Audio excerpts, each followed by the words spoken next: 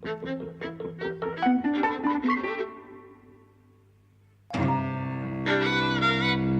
and welcome to Eavesdropping at the Movies. I'm Mike. And I'm Jose. And we're talking about The Favourite today. The new Yorgos Lanthimos film. We've previously talked about The Killing of a Sacred Deer on the podcast. Which is by him. Yes, I know. And this one was not written by him. This was written by Deborah Davis and Tony McNamara. His other films, I think, have been written or co-written by him. Of his others, I've seen Killing of a Sacred Deer and The Lobster. I haven't seen Dogtooth. No, I haven't. It's the one that made him a name. Yeah. I love the other two, and first thing I'd say about this one is it's an awful lot more accessible than the two I've seen. It's more active. It's more fun. It's more fun. Characters are easier to relate to, and they talk an awful lot more. There's less time given to the audience to kind of ponder people's states of mind and that sort of things, because things are kind of more constantly happening, which is it's pleasantry. You know, it's more accessible and it's fun to watch. It's full of great jokes. Yeah, it's incredibly funny. So, the Favourite is based on very lightly true events. It's enormously kind of speculative and just uses its historical basis as a jumping off point to do what it wants, really. Yes. It's about Queen Anne's court in the early 1700s, and there's jockeying for power as her favourite, i.e. her kind of intimate companion, that something that monarchs would have. So on the one hand, you've got, let me just make sure the character names. Lady Marlborough.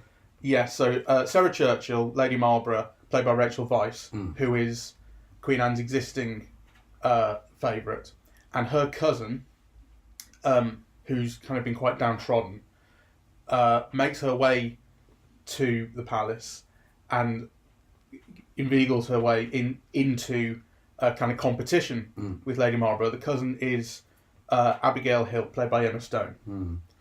And the Queen is played by Olivia Colman. Yes. Wonderfully.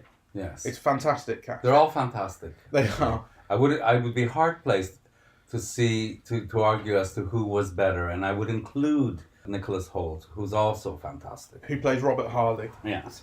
Who is kind of represents landed gentry that's being taxed in, and they feel overtaxed in the war with France to pay for it.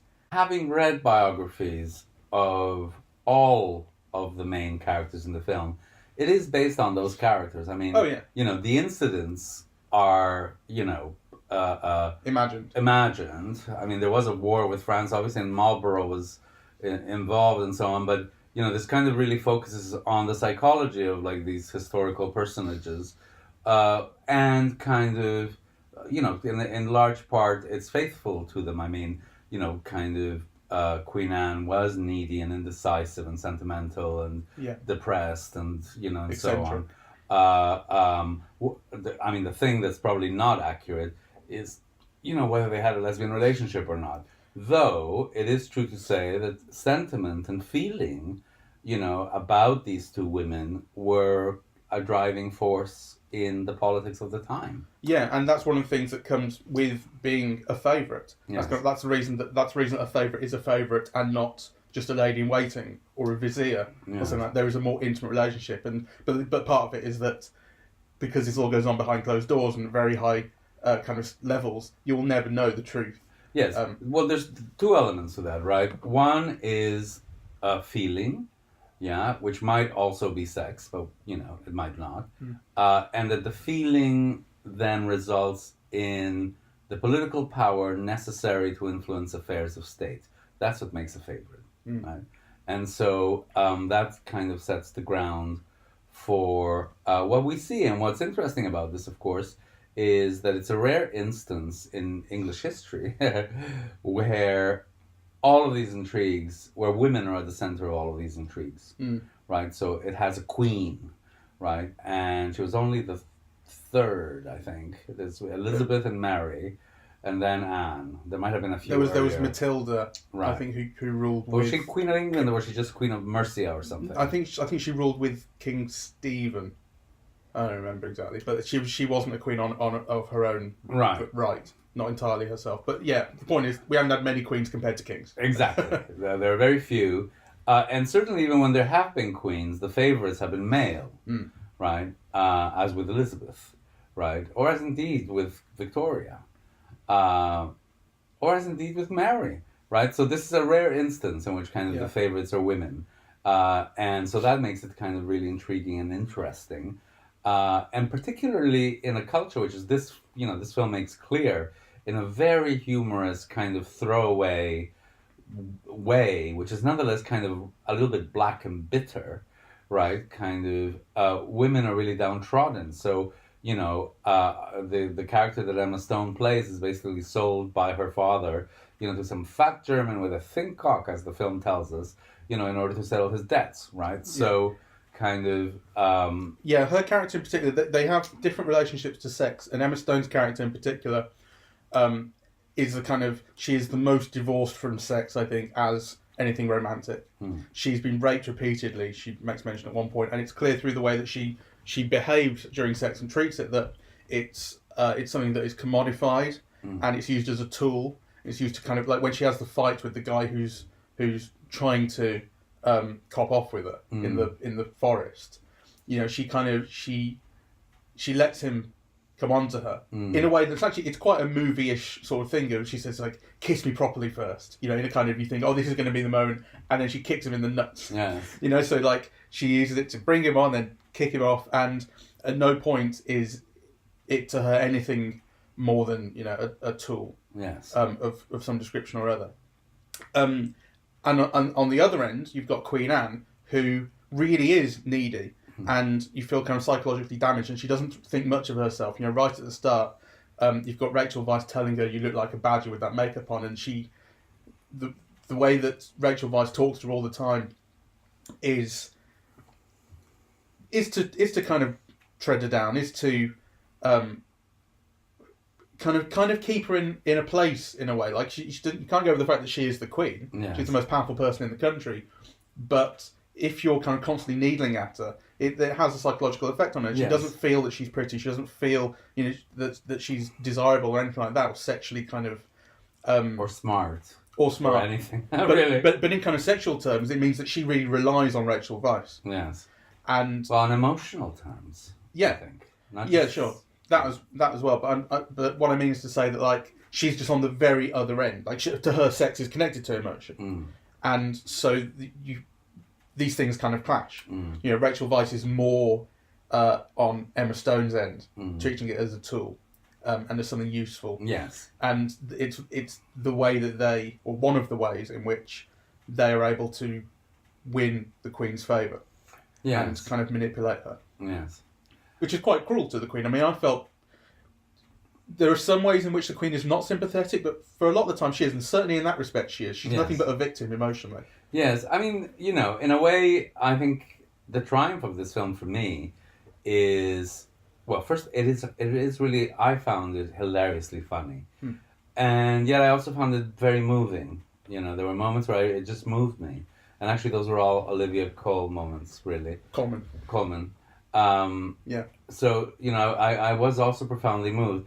And I think I was profoundly moved by substance, that kind of, these characters are very complex because you can understand all of them, right? So, Emma Stone, what she wants is to create a situation where she's safe, right? She's had so much go on in her life that what she really wants is security, and kind of almost all her actions are kind of done in order to achieve it. And you can understand, And at the same time, I admire that she's so smart that she can, and daring, actually, because she takes quite a lot of chances, and with great danger. I mean, we see her kind of, being beaten. For having walked in on the Queen. She lies her way into the Queen's quarters, knowing that she can help out her bruised and sore legs with this ointment that she's created. And then when she's sort of discovered and beaten, but it's the risk that she's taken that then means that she wins the favour of the Queen, because the Queen goes, "Oh, thank you very much. It worked." And we also understand Sarah Churchill, because, she's really smart. I mean, had she not been a woman, she would have been, the head minister. And often we see her in men's clothes, kind of shooting and riding and so on. And really kind of, you get the feeling that what she wants is to be right? That, she's got the mind of a brilliant person and can't quite exercise it except, through the queen, right?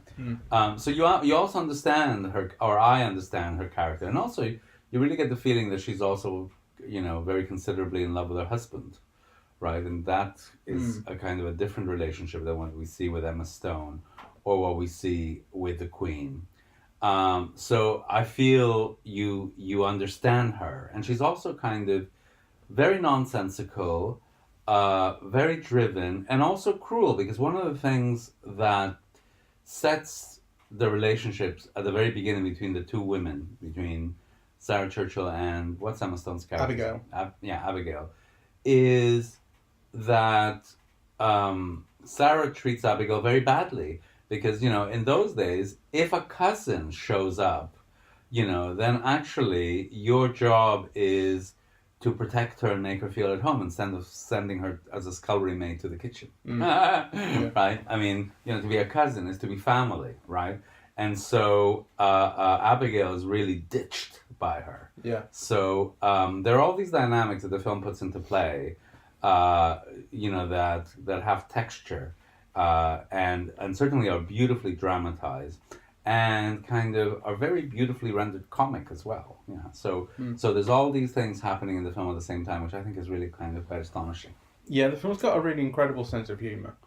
It's sensible. I can't exactly figure out exactly how to place it. Like it's not surreal exactly. There are no real kind of flights of fancy, but there are incongruities. Remember when we were talking about the Phantom Thread and how funny it was when he's lying ill in bed and he tells the doctor to fuck off. Yes. And then Alma pops her head into frame and says, "Well, I think it's clear he wants you to fuck off," and it just doesn't fit the time, and it's done with this kind of lightness of touch that's very funny. There's a lot of that in this. There's a lot of bad language. The word cunt comes out 6 or 7 times. Yes. And yes, if you expect a normal, sweet, safe, historical drama, this is not it. No, exactly. But it's also not done. It's not done in a kind of. It's not vulgar. It's just the occasional vulgarity, the occasional swear word does crop up, and how to put it, like, and shocks a bit and startles. Yeah, and has a comic effect for being surprises. Out of place. Yeah. I think I was also thinking that throughout this film, because my first thought when thinking about Yorgos Lanthimos films is surreal, right? And certainly I thought The Lobster had those elements. Oh, yeah. But this one does not. The humor comes from the unexpected, really, and also from questions of tone. Yeah, the kind of, the humor is really quite black, and it could be perceived as harsh, except it's not, right? So, for example, there's a scene where Sarah Churchill has been beaten up, right, and she wakes up and talks to this woman, and you realize that, she's in a whorehouse. She's been locked up in a whorehouse, right? And that kind of there's someone fucking someone else of indeterminate gender just by the window. And actually, just the incongruity of that is just funny, right? Like, kind of, that's not what you'd expect, Yeah. And actually, even if you expect to see her wake up in bed with a scar, you wouldn't expect, with the camera to reveal just casual sex happening on the side. Yeah, the incongruities of it are just really well judged and really well timed, and also kind of revealing. Yeah, so it's humor that comes out of context. It's not just a banana, you're slipping on a banana. Yeah. Well, in the setting, there's a kind of combination of the realistic and the comic. So, if you compare it to something like The Lobster, which is set in a very different kind of sci-fi world, this isn't that at all. The kind of the set design is fabulous and so rich, and these places, these rooms, they all look like they would in any other period drama.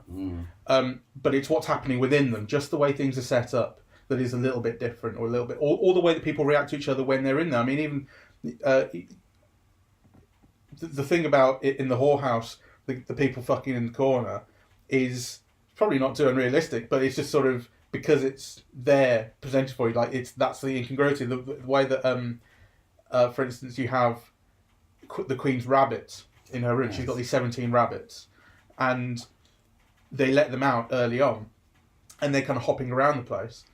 And again, like on a kind of logical level, it's perfectly reasonable you would let your pets out and have them running around. But then the effect that it has on the scenes when kind of more serious stuff is happening and there's kind of political intrigue and these power games, and there's a rabbit hopping around in the background chasing another one. Yes. It's the that juxtaposition has a comic effect. It's rather like in Bad Lieutenant, the Werner Herzog version, where it's this story of this drug addict cop, but he's forced to cart a Labrador around with him the whole time. This is the happiest dog in the world, and it just sets off all the scenes in a really weird way. Yes, I think this humor is also quite harsh. So, for example, the scene that comes to mind is when Harley is talking to Abigail, and he's trying to convince her to work for him and spy for him, and she doesn't. And at a certain point, he just pushes her into a ditch, right? And again, it's so startling and dark, right? And kind of brutish, and yet funny, right? Yeah. And I think part of the darkness of the film is, or part of the harsh acts that the film shows, but which actually don't tilt over into darkness. Like the film always remains in a, in a realist light vein. Yeah, it's kind of. I think part of the reason for that is just a matter of fact that all of the characters think this is what life is like. Life is harsh. Yeah, and they treat it very matter of fact actually, but fight it. Yeah, or kind of respond to it. And I thought that push kind of was an emblem of that. For me, the comparison is with what's his name, Delaclos. What's the name? The Dangerous Liaisons. The Stephen Frears film, but also Valmont, the Milos Forman film. I think there was also Cruel Intentions, was a teen remake of it. Yeah, these people who kind of use sex, as a game. Yeah. Except in this, it's not a game. It's actually like, essential to the achievement of those goals, for which one of the people is absolute survival. Yeah. Pierre Chodelot de Laclos. That's right. Yeah. Yes, Google's much better than my memory. An 18th century novelist.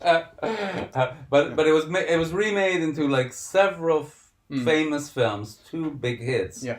And this has that same kind of sexual machination to achieve what you want. Yeah. And and sex is a game and an element of self-confidence. So the Rachel Weisz character is very self-confident. She can get the queen, she can get the queen to do what she wants on the basis of the queen's affection for her. Right? And that's kind of what Abigail aims to replace her with, but she never quite achieves the extent of what the Rachel Weisz character had. And, kind of, I think the queen just wants affection. I think it's very interesting because you see all the characters, particularly the Abigail character, suffer such terrible things. And, what turns the queen around is her being cruel to a rabbit. Yeah, well, the queen is linked to the rabbits very early on. So there's cinematography, which I think we should come back to. We should come back to, yes. That uses very wide angle shots and at 7 or 8 points, fisheye lenses. And in the Queen's chambers, I found it has this effect of making her feel like an animal in a cage. She's very often left alone there in this enormously ornate, huge room, but she has nothing to do. She can't move a lot of the time, so her leg hurts. When she does walk around, she has this very awkward, limping gait to her. So she's kind of a prisoner in this room, and all her rabbits at the start are in cages. She's always gazing out of windows. Yeah. Like as in a prison, really. Yeah, absolutely. She's also linked to the rabbits when she explains that each one essentially represents a child that she lost, whether it was stillborn or died in infancy. She lost 17 children, and she has these 17 rabbits. That's explained in dialogue, so it's very clearly linked. And so you do get this, and that's also when Emma Stone and she connect for the first time. Yes. It's when Emma Stone is sent to the Queen's chambers to play whist with her because Rachel Weisz has more important things to be doing. She's getting on with running the country. Yes. Because that's the job she's given herself. And the Queen doesn't want her there. And it's when Emma Stone takes an interest in the rabbits and gets them out and shows love for them. Those two connect. So the Queen is very much connected to these things, and it's right at the end of the film. The Queen's lying in bed, and Emma Stone's just reading a book, and she puts her heel. She starts standing and applying pressure to one of the rabbits under her foot. Cruel. It's incredibly cruel. The rabbit starts whimpering, and so Queen Anne can hear it. She responds to the whimpering, but there is a sense of a kind of. To me, it felt like a telepathic connection, Nice. like kind of magical sort of twins. It's like my twin gets hurt and I feel it too, sort of thing. It felt like a telepathic connection where it's like when the rabbit is in pain, it has a physical effect on the Queen. For me, that moment is characteristic of many things. But one I want to underline here is the way that the film distributes knowledges, So that's a moment where we know that the Queen saw, what Abigail was doing. It's also a moment of transformation with Abigail, because actually we've never seen Abigail be just senselessly cruel until that moment. So actually this process of her getting safe has also made her cruel, right? It is a moment of transformation. But also we know that the Queen saw, but Emma doesn't know, and actually will not know that's what the Queen saw, right? And the film trades on these disparities of knowledge, of who knows what when, right? Kind of to make the drama kind of move along. It's really, really very well done, I think. And there's also, I think, a hierarchical thing going on there, in terms of kind of exercising your status or trying to exercise it and trying to gain it by exercising it. And if you get away with it, you've proved that you are worthy of a certain status in a way. And it's done visually through people or things being above and below each other. Right from the very beginning of the film, although it does tail off, there's a visual design of shots being held from very, very low and pointing up, like incredibly sort of strikingly and expressively, and it's exaggerated. These shots are, you see at people's nostrils practically. The shots are so far below. It's really emphasised these kind of the power. Like it's like fucking Stonehenge. These people standing over you, looking at each other. The film is incredibly original visually. And so what happens right at the end? It has tailed off by this point, that particular thing. But the idea of being above and below, I think, continues. So you've got the rabbit underneath Emma Stone's foot being crushed, and the Queen notices, and to punish her, she stands up and tells Emma Stone to rub her legs, which is something she's been doing throughout the film to help her. And so it's Emma Stone who ends up on her knees, looking up at the Queen. Yes. Well, not even looking up, the camera looks up, but Emma Stone's just looking forward, hating where she's, because the Queen has asserted her power. Yes. And then it fades over with these images of the rabbits and the film ends. Yes. I didn't quite know what to make of that at first, but I've kind of... Yes, I'm not sure what to make of that as well, but though, I think it's a great ending. Yeah, and actually, not... So, there are some things that come across very clearly, right? The Queen regaining her power. Yeah, kind of Emma Stone being crushed, the image of these rabid children kind of overtaking kind of the image. Also, that this is a moment where she might be dying, right? Like, so kind of some things come across very clearly. When you try to pin this image means X, actually that's not so clear, yeah? But some things are clear, right? So this reversal of power is absolutely clear, right? So, and I think that reassertion, I would put it as. I think the Queen never kind of lost her power, but she, by the end of the film, not in relation to Abigail, but I think very much in relation to Rachel Weisz, So, and that's what happens. One of the things I want to mention is that the film also trades very much on, an English tradition of not saying what you mean, or of pointedly saying one thing but really meaning another. And actually, I think what this film does that's so interesting is it uses that mode of communicating, and then it translates it for you, right? Okay. So, you remember the exchanges. Emma Stone and Rachel Weisz are continuously having these exchanges, right? Where something is highly coded, and then the other one will say, so, this means that, you're going to screw me if I do this. There are a couple of points where someone will just explain that the point where Rachel Weisz says, I'm going to use these letters if I don't get my way, could not be clearer. That could not be clearer. And there are one or two other points, but the points where it is left as coded threats, are very nice. I'm thinking particularly of the one where the two of them are shooting. Emma Stone and Rachel Weisz are out shooting. Which is a continuous image. So it's a scene that we continuously return to. Yeah. Right? And actually part of the process of the film is that, towards the end, Abigail has become as good a shot as Sarah, who taught her to shoot. So actually, how they're shooting is also part of the way that the film is communicating where they're at in relation to each other. Yeah. And the shooting scene I'm particularly thinking about in terms of kind of coded language is the one in which Abigail, in code, reveals to Lady Marlborough that she knows she and the Queen are having a sexual relationship. Yes. It's not that coded. I mean, she said she refers to it as her biggest secret. Your secret is safe for me, including your biggest secret, and that's when she makes it clear. And then there's this thing of Lady Marlborough fires the gun at her, and then says, "Oh, well, there was no pellet in here this time, but you've got to be careful because maybe there could be in future." Yes. And it's not.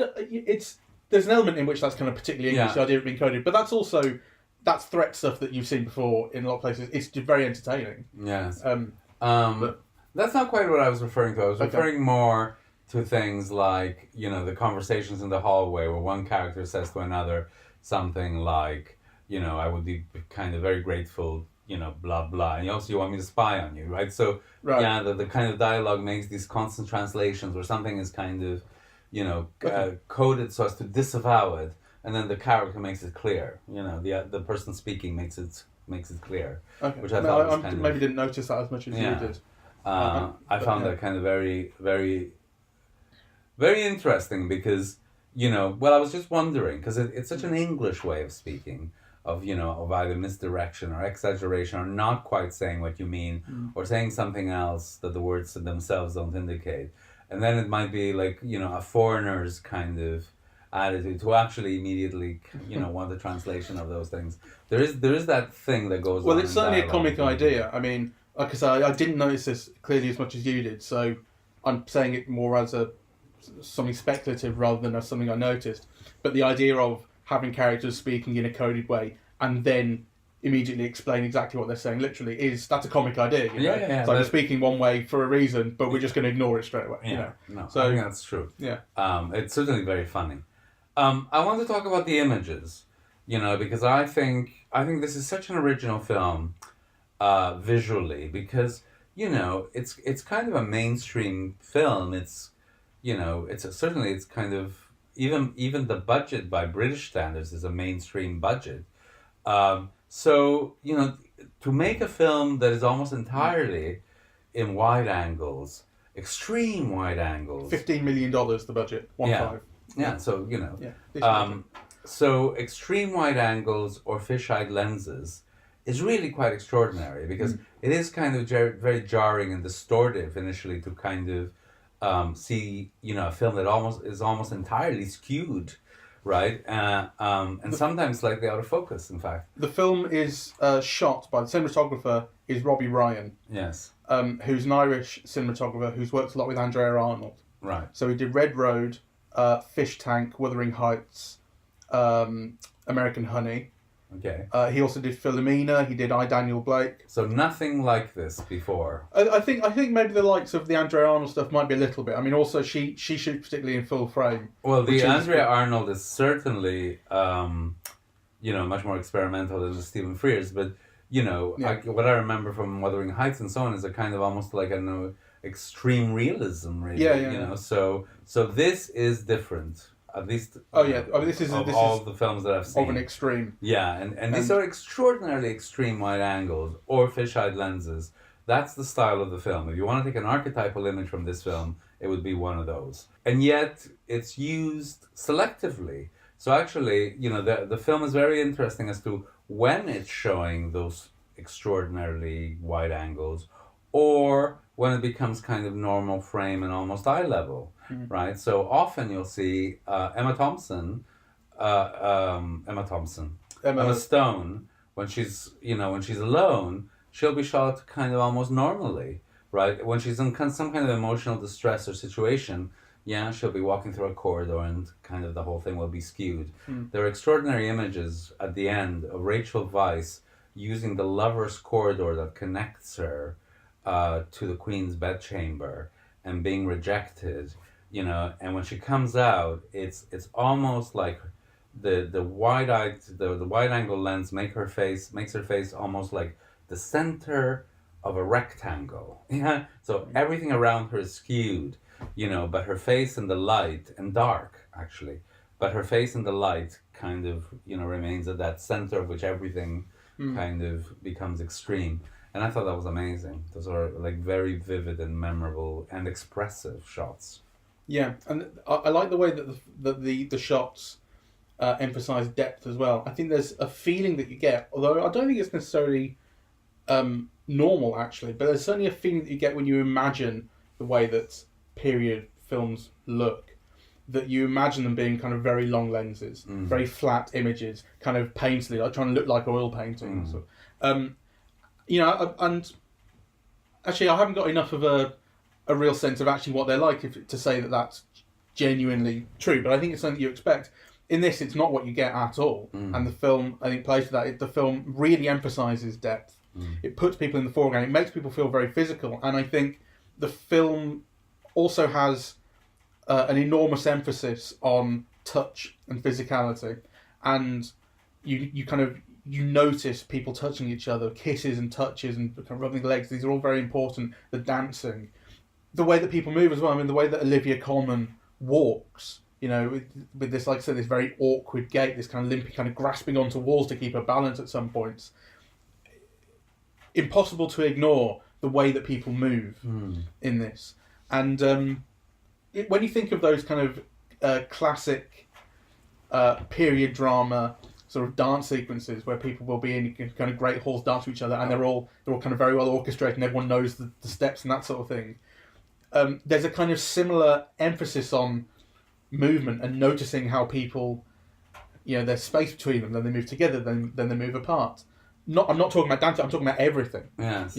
Like you will notice the way that people kind of move apart and come together in argument scenes. There are two brilliant comic moments of dancing, which is actually where that traditional dancing that you expect in a kind of,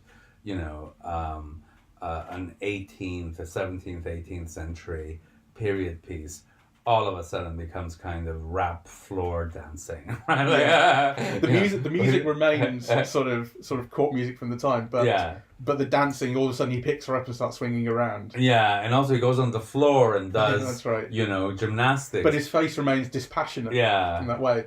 But it gets her so annoyed she puts a stop to it, right? So the whole thing is like, actually, that was where you get, one joke on top of another joke on top of another joke. I think the reason that she got annoyed in that scene, the Queen, is because she's realised, I think the dance scene is making her realise that this is the first time she realised that Rachel Weisz is really trying to take control of what she's doing. Because Rachel Weisz behind her back is saying, we're going to put up all these taxes on the landowners. Yes. And then Nicholas Hoult has said to the Queen, now that he's finally got a chance to speak to her, but that moment... I disagree with these taxes. And so then going off and watching this dance, she's like, this power's been taken away from me. But it's not just that, it's a moment of sexual jealousy. She's dancing with this guy and they're getting off on the dancing and she's jealous. So there's all of that, plus the jealousy. I didn't see that. I certainly didn't see them getting off. No, but they're getting off on the dancing with each other. Yes, they are. They're kind of responding to each of the movements. They're having fun, kind of making odd movements. They're dancing with each other. And it makes the Queen jealous. And actually, that's the moment where she says, no, there will be no rise, right? Yeah. Okay. But it's driven by jealousy in that moment. Anyway. There's certainly, I'd certainly see there's a level of jealousy in them being able to move freely as they do. Because the Queen is so unable to. She's so physically impaired. Yes. She's confined to this wheelchair. Yes. Yeah. But I think it's more than that. Anyway, my point was, that the film does go off on flights. Yeah. Right? So kind of tonally, it's kind of, there's a consistency to it. But then, so when we said earlier that, this film wasn't surrealist like The Lobster, and yet it has these moments where it goes someplace completely unexpected that could risk rupturing, the world of the film, yeah? The film maintains a tone that is light and kooky enough, quirky, if you like, that it means that it doesn't risk breaking itself when it does want to do these things. Because still the way that people are behaving with each other and just the manner in which sort of sex is I guess you kind of imagine these courts and these palaces as fairly dry, like places of business almost.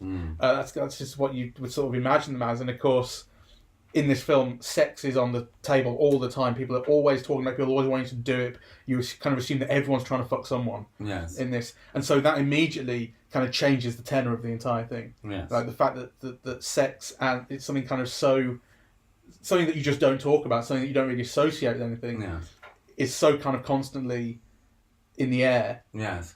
And there's not a sexy moment in the film. Actually, I think it's worth underlining.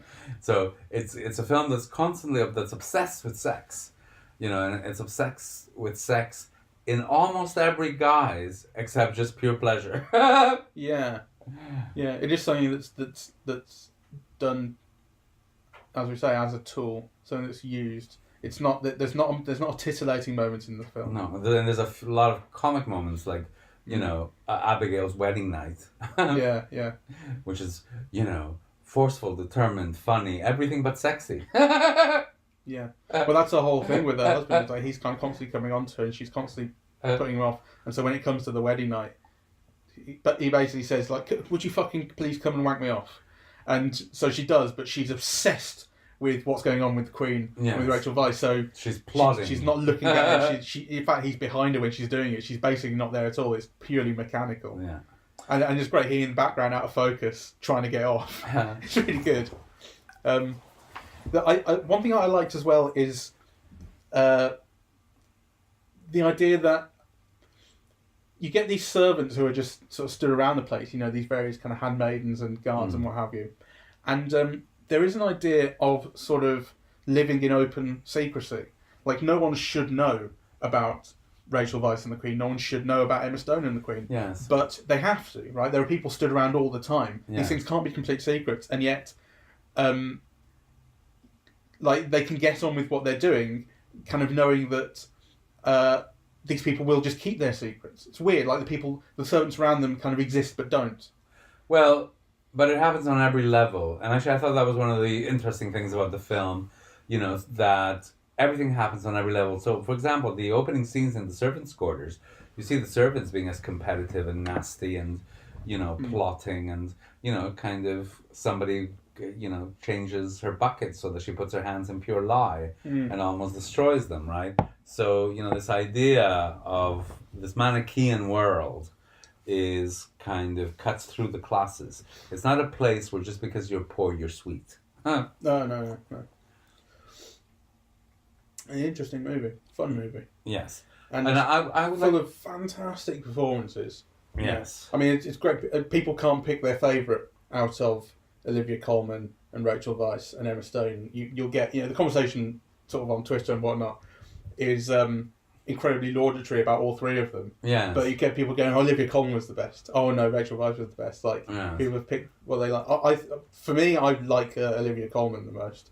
I think she's really sympathetic and really subtle. And also when the Queen is kind of starting to really degenerate later in the film and half her face seems to have been paralysed. Yes. It's beautifully performed. Olivia Colman is amazing. And, and part of the reason why I think she is, to me, the central performance in the film is because she's moving with it, so kind of, she makes you understand this person and feel for her and feel for her situation.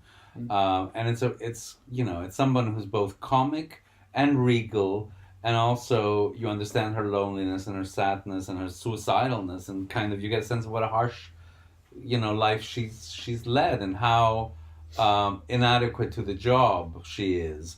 And actually, you have all of these things, and you still feel for her. She makes you feel for her. Which I think is quite something. Interestingly, she's certainly the heart of the film, and she's probably the only character you can really feel compassion for. Yes. You were saying, I think about Aquaman. You were talking about how kind of obsessed we seem to be these days with stories about royals and kind of bloodline, Yes. things like that. Do you think this kind of functions as a counterpoint, or one? I do actually.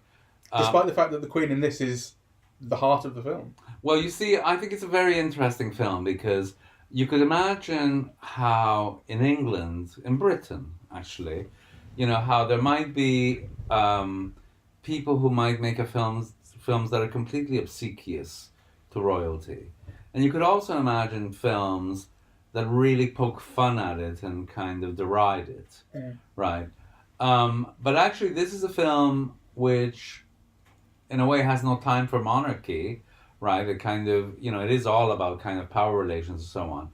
But actually, where the person who you're most sympathetic to, who you're made to be most sympathetic to, is actually the Queen, right? And part of the reason why you're made to see her as the most sympathetic character is because, she's an ordinary person with problems and feelings, and she's not on the make, and she is kind, and she is good, she's not very intelligent and so on, but that doesn't mean that she doesn't have a right to, be loved or be understood. So it's kind of like an interesting paradox, really. Yeah, because she does have all the power. She's the Queen. It's her God-given right. Yes. She's anointed by God, but and you feel bad because the way her power's kind of been taken away from her. But I suppose it's not that she's having power taken away from it. It's the fact that she's being used so transparently. That's where you feel for her. That is where you feel for her. It's a subtle, but also you feel element. you feel her sadness over her children. You feel her love for her rabbits. Why shouldn't they be important? Right? You do understand why she's kind of driven almost to suicide. You also feel that no one loves her. No one is putting her first, except they all want something from her. So of course she is first in some ways, but no one is putting her first empathetically as a human being, right? So the film makes you understand all of that. It's very, very different than films like The Queen or The Madness of King George or, all of those films, which are really arch in some ways, Yeah. Oh, yeah. I mean, it's certainly... It's interesting because I think a word that is very easy to use about the favourite is irreverent. Yes. It has no reverence for anything. But at the same time, as you say, like, the Queen Anne is the character who I think you can most easily respect. Yes. In it, or kind of find something to like in. Which is interesting. Yes. So I want to and this is just a game, right? But, I think what Olivia Colman brings is she makes you sympathize and feel. I think at the other extreme, and I think almost as great, is Nicholas Hoult, because he's purely a comic figure.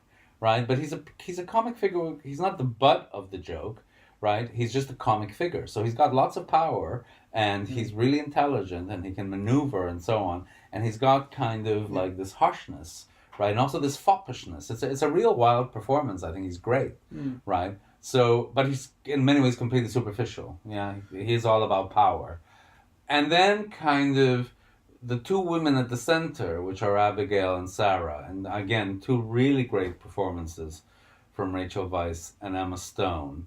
But they're also more traditional performances, I think, actually. I think what Nicholas Hoult is doing is very daring, right? Okay. And the director makes a lot of visual jokes out of both Olivia Colman and Nicholas Hoult that he doesn't of the two women. How so? Well, for example, just the look of Nicholas Hoult, right? The wig and the painted hair. lips, and right, and also the contrast sometimes when he's saying something and then you see him with those little lips, but also the harshness. He's meant to be a cruel figure, right? All the throwing, what was it, oranges or tomatoes at the naked man? Yeah, both right? I think. Yeah. And of course, the joke of Olivia Colman with her badger look. It really is a badger look, and it's filmed to be funny, right? Right? Like, very extreme, right? You don't get, or I don't remember any of that type of visual joke with... The looks of Rachel Weisz and Emma Stone are not made fun of. Anyway, there is a thing about how sort of the guys, it's the men in this world who wear makeup. Yes. More than the women. That's right. She has a joke at one point about him smearing his mascara. Yes. That's right. It's Rachel Weisz sort of teasing him about the fact that he can't get his way over the land tax, and she says, "Don't smear your mascara," by crying. Yes. I think the other thing is though that the male actors in the film kind of how to put it, kind of know their place in a way. Like that, there's no danger of their characters taking over any kind of real attention. It always comes back to the three central female characters and the way that they're going to respond to everything. Well, for sure. I mean, they're more peripheral. Yeah. It's not to say they're not important, but No. They're not scene stealers either. No, except, so there's no question that the film is a triangle, right? And the triangle are all the women. And the triangle is one for power, really. However, within that, I think, so we were talking about, in a way, the quality of performance rather than, its importance to the narrative or its length. And I think Nicholas Hoult gives an extraordinarily daring performance. I mean, he's a young Hollywood star, and he's basically kind of doing nasty restoration comedy, in this film. It's really quite amazing, I think. I'd maybe have to watch it again to really see what you mean about that. I didn't think he was bad or anything. But he didn't strike me as extraordinary or taking kind of vast risks. Oh. I mean, I thought that really the risk I thought in terms of performance would have been was Olivia Colman to me. I mean, she lets herself look so unpleasant to look at by the end when she's deteriorating. Okay, and not to take anything away from that, because she is completely great. Yeah. But you expect a middle-aged character actress to be as free about her looks as Olivia Colman is. You don't expect a young Hollywood leading man, to be as free with his looks as he's allowed to be in this film, right? And to be made such fun of, and to be feminized in those ways. I think it's a very daring performance. Fair enough. Anyway, I won't even say agree to disagree, because I don't disagree. I just would need to see it again. Right. Yeah. Anyway, that said, what I want to underline is, well, first, I highly recommend it, but I actually want to underline that it's a really funny film, right? And that if you don't go expecting to see a traditional, historical drama or period drama, you will enjoy it very much. It's really kind of original. It's really, really funny. Yeah, you should neither expect to see a traditional period drama, nor should you expect to see a traditional Yorgos Lanthimos film, because, as we say, it doesn't operate in quite that same register as his previous couple. Yes, I think it's much lighter, and much more active, and much more accessible, and I think it's to its benefit. I think it brings out the best of both genres, unless you're only going for it to see the palaces. Because in this one, the palaces are all warped. Though actually, it has some beautiful locations as well. The set design is fantastic. I don't know how much of it was shot on location or sets, but either way, the visual design is extraordinary. It's beautiful. But it's not focusing on visual pleasure. I mean, the visuals are conveying something else. Yeah. It's not just look at this great ceiling. Though I did feel that way sometimes. Like, look at this great ceiling and then what? I remember just one shot of Olivia Colman being stuck in her room. I think I alluded to that sort of thing earlier. She feels like she's trapped, and it's her chamber, it's her bedroom, and the room that she's in is just so grand. And at that point, she's very small in the centre of frame, and the wide angle privileges all of the walls and all the ceiling, and it's just covered in gold. There isn't a single inch that isn't covered in some gold, a gold leaf or something embroidered with gold, and it's extraordinary to look at on its own terms. But of course, then it's communicating the way that she's confined within riches. Like, I have all this stuff and I cannot breathe. Yes. She seems to say. Pretend it's chocolate. All right. All right then. Thank you very much for listening. We are Eavesdropping at the Movies, and we're on iTunes, SoundCloud, and YouTube to listen to. And you must subscribe to the YouTube channel, because if I get 1,000 subscribers, then I can start monetizing it. All right. and how many hundreds do we have left to go? I think we have 7 so far. On social media, we're on Facebook and on Twitter. We're at Eavesdrop Movies, and the website is eavesdroppingatthemovies.com. Okay, thank you very much for listening. Bye bye.